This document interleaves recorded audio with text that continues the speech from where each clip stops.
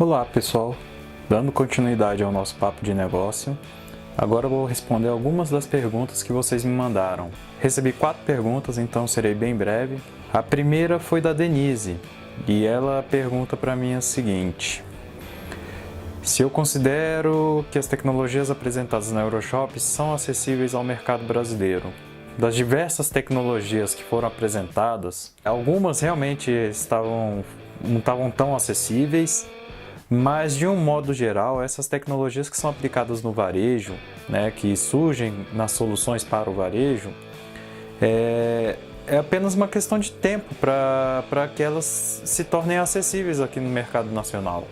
Eu posso citar alguns exemplos, Foi muito apresentada a questão da iluminação por LED, pela tecnologia de LEDs.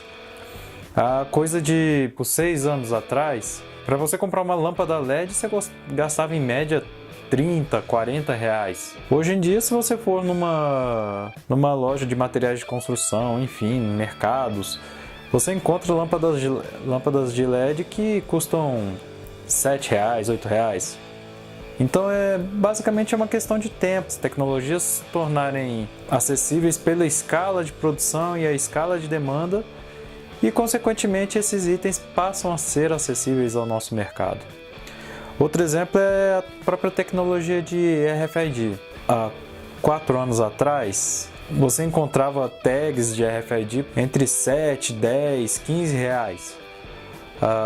E hoje em dia, dependendo do volume que você vai comprar, você consegue encontrar de 2, 1 até 30 centavos de real. Ou seja, tem se tornado cada vez mais acessíveis essas tecnologias. E as novas que estão vindo, as beacons, hoje ainda são um pouco caras, mas é uma questão de tempo para também se tornarem acessíveis ao mercado brasileiro. Até pegando essa ideia do RFID, eu vou citar um exemplo, que é da Brascol, que é uma empresa voltada ao comércio de vestuário infantil. Essa loja fica situada lá no Brás, lá em São Paulo. Eu vou soltar um videozinho para vocês verem, conhecer um pouco mais sobre como eles estão implementando o RFID. As antenas de radiofrequência estão espalhadas por todas as partes. Quando a mercadoria chega na loja, ainda embalada, ela já deve estar etiquetada com as tags eletrônicas.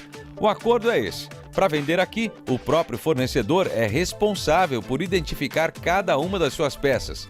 Da porta da loja para dentro, a primeira parada é neste portal, onde toda a remessa é conferida e adicionada eletronicamente ao estoque em questão de segundos. Antigamente, eram 18 pessoas conferindo as entregas por amostragem. A segunda pergunta é da Lara, e ela informa aqui que ela acompanha a área de economia criativa. Está perguntando se eu vi no evento algum ponto de integração para essas áreas da economia criativa, da música, do audiovisual, games, enfim, ou qualquer outro segmento da linha criativa, Assim, eu vi diversas oportunidades, Eu vou citar um exemplo, a questão do marketing sensorial, que ele é muito utilizado no varejo, inclusive já é muito utilizado no varejo brasileiro, que reforça a questão da experiência do consumo. Outro exemplo que é interessante trazer aqui é a da gamificação para aumentar o engajamento da marca. E nesse sentido, surgem oportunidades, para os mais diversos participantes dessa cadeia, da linha criativa, desde artistas que podem contribuir para a concepção de uma loja ou ambientação dessa loja, enfim, artistas que podem criar murais ou objetos que façam coerência com a mensagem que a loja quer passar para o seu consumidor. Também para a questão do marketing sensorial, também músicos e compositores podem criar trilhas sonoras exclusivas para aquele estabelecimento comercial, ou até próprios designers e programadores podem estar trabalhando com o desenvolvimento de soluções customizadas. Eu trago aqui também um exemplo de intensificar essa experiência de consumo com o case da Toy Shop. A Toy Shop é uma empresa inglesa que desenvolveu em uma de suas campanhas de marketing uma experiência virtual do Fashion Week de Londres, permitindo com que os próprios clientes conseguissem se inserir dentro desse ambiente e acompanhar um desfile de maneira virtual. Essa campanha foi um grande sucesso e gerou muita mídia espontânea, gerou muito tráfego dentro da loja. E quanto mais gente dentro da loja, mais tempo dentro da loja, consequentemente maior o ticket médio, maior o consumo, enfim. Os resultados foram muito positivos.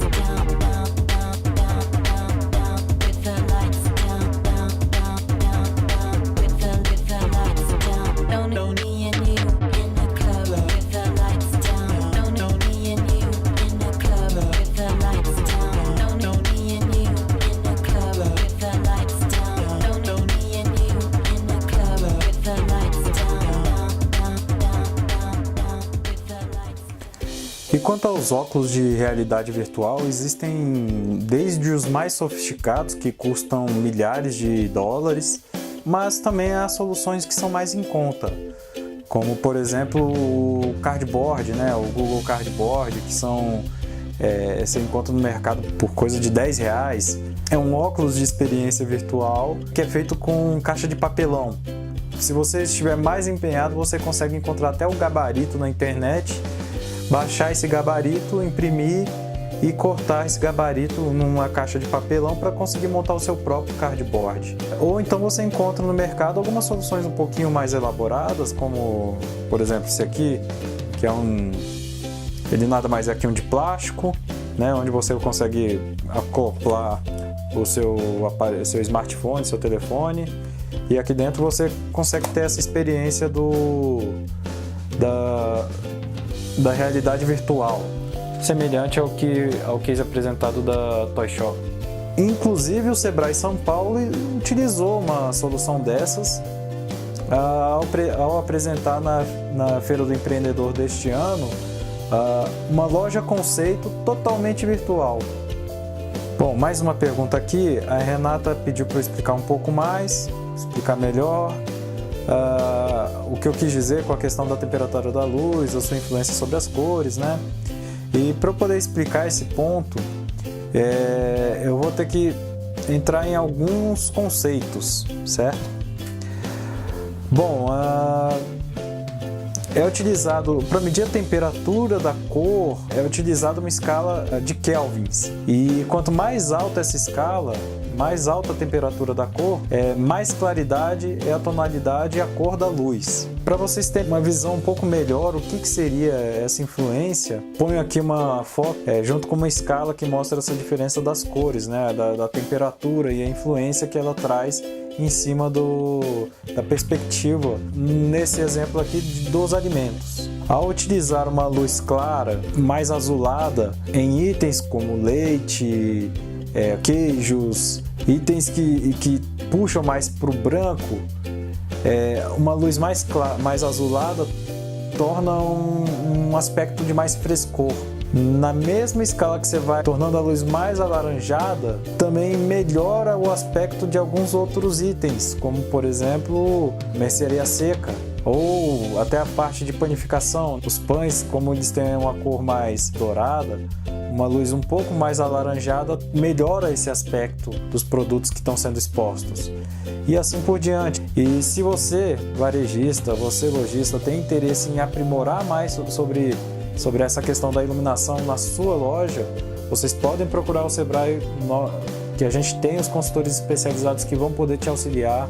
E na última pergunta, a Fabiane, ela informa que acompanha os segmentos de mini mercados, pede para que eu destaque algumas inovações que pudessem ser aplicadas em pequeno espaço de tempo. Lá na feira eu pude perceber, no âmbito das tecnologias aplicadas ao varejo alimentar, foram apresentadas diversas soluções assim, com foco em eficiência energética, que é um ponto que realmente pega muito nesse segmento. Soluções eram desde trocar toda uma câmara fria e todo o maquinário de refrigeração, e outras eram até mais simples, de questão de instalar métodos de umidificar a área de folhagens para conservar melhor esses itens, ou até algumas soluções mais simples, como a instalação de portas em refrigeradores que são abertos, que mantenham a temperatura da refrigeração mais constante, evitando assim o consumo excessivo de energia para a conservação dos produtos. Essas soluções são extremamente simples e podem ser rapidamente implementados dentro de alguns pequenos negócios aqui do varejo alimentar. Outra pergunta que ela faz é para eu citar algumas estratégias que possam aumentar o ticket médio do segmento. Algumas soluções que ficaram muito evidentes é até a questão de ruptura das gôndolas. Foram apresentadas diversas tecnologias que evitem essa ruptura de gôndolas. Eu vou trazer um exemplo aqui que foi de uma startup australiana, que é a Shelf.